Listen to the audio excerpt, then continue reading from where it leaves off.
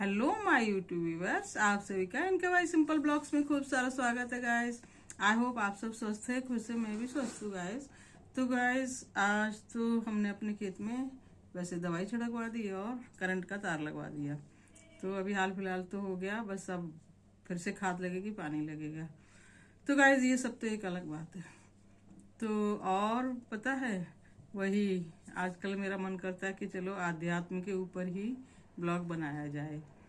तो पता है, और लोगों को देख के सुन के आप प्रेरित भी होते हो कि हाँ ये सही काम है।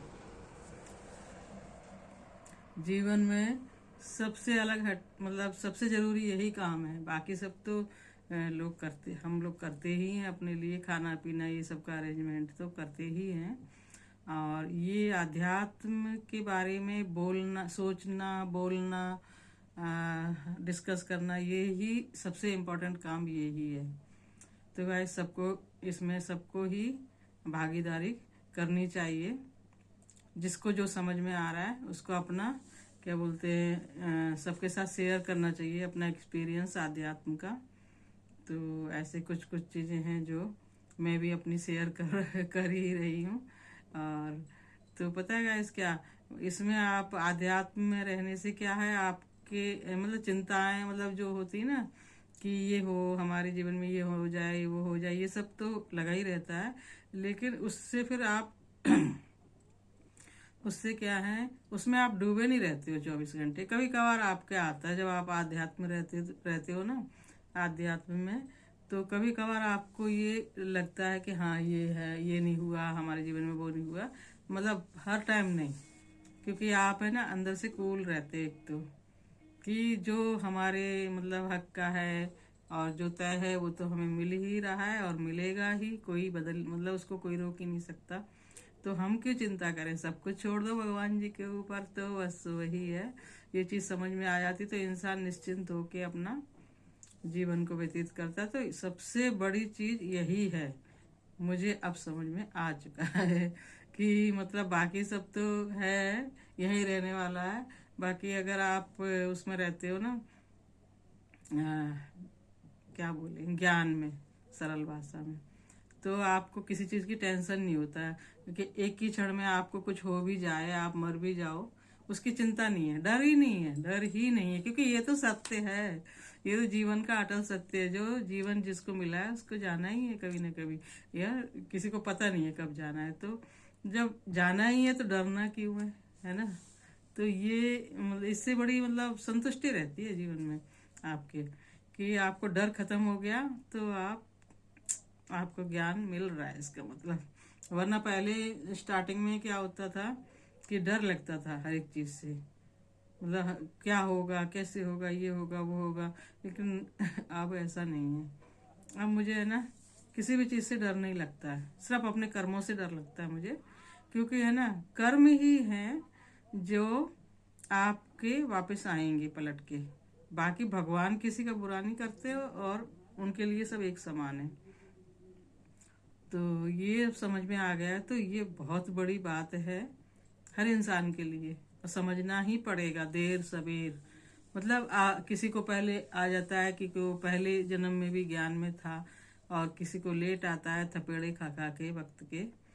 तो ऐसा सब है। पहले मुझे बहुत लगता था ये नहीं हुआ वो नहीं हुआ, मतलब छोटी छोटी बात की एकदम टेंशन होती थी, अब नहीं होती है। ठीक है, जो है सो है।